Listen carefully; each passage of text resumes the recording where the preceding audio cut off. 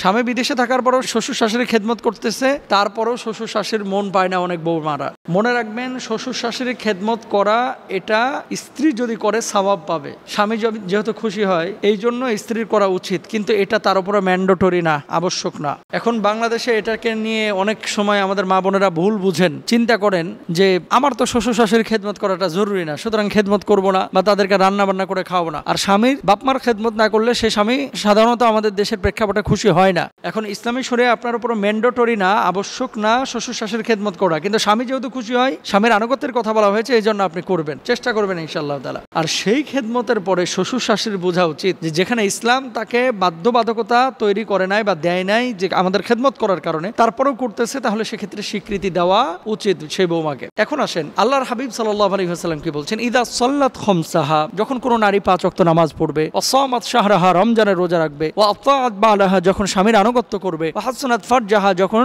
লজ্জাস্থানের হেফাজত করবে, আল্লাহ সুবহানাহু ওয়া তাআলা কিয়ামতের ময়দানে ওই নারীকে সম্বোধন করবেন, বান্দি তুই জান্নাতের কোন দরজা দিয়ে জান্নাতে প্রবেশ করতে চাস, সেই দরজা দিয়ে আল্লাহর জান্নাতে প্রবেশ কর। সুবহানাল্লাহ। তো এখন স্বামীর আনুগত্য এটা আপনার উপরে করাটা কিন্তু সরাসরি আল্লাহর হাবিব সাল্লাল্লাহু আলাইহি ওয়াসাল্লাম বলেছেন, কোন স্ত্রী যদি স্বামীর আনুগত্য না করে, অর্থাৎ স্বামীর অবাধ্য হয়ে থাকে, তাকে আল্লাহর আদালতে দাঁড়াইতে হবে। কিন্তু শ্বশুর শাশুড়ির খেদমত না করলে সেই স্ত্রী আল্লাহর আদালতে দাঁড়াবে বা জাহান্নামে যাবে, এরকম কোনো হাদিস নাই। তাহলে বাপমার খেদমতটা আসলে করবেটাকে? দেখেন, বাংলাদেশের প্রেক্ষাপটে আমাদের মানুষের, আশপাশের মানুষগুলোর এতটা আর্থিক সচ্ছলতা নেই যে আর্থিক সচ্ছলতার কারণে তারা প্রতিটি বাড়িতে কাজের বুয়া রেখে বাপমার খায় খেদমত করবেন। সেই সুযোগ কিন্তু বাংলাদেশে কম। যেহেতু কম, সেহেতু আপনারা স্ত্রীরা চেষ্টা করবেন স্বামীকে খুশি করার জন্য অন্তত শ্বশুর শাশুড়ির খেদমত করা। আর এক্ষেত্রে যেটা হয় আর কি, শ্বশুর শাশুড়ির খেদমত করুক আমার বউ, এটা আমি যেমন চাই, আমার বউ কিন্তু চায় আমার বাপমার খেদমত বা খোঁজ খবর অন্তত রাখুক। মানে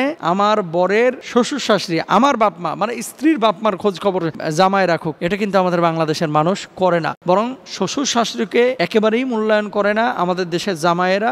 আর জামাইয়ের বাপমার মূল্যায়ন করার জন্য স্ত্রীদের উপরে অনেক সময় প্রেশার ক্রিয়েট করে। আপনি যখন ওই মেয়ের বা স্ত্রীর বাপমার খোঁজ খবর রাখবেন, তখন স্ত্রীর ভিতরে একটা সফট কর্নার তৈরি হবে এবং সেও চাইবে যে আমার বাপমার যেহেতু খোঁজ খবর রেখেছে, আপনার বাপমার সে খোঁজ খবর রাখুক।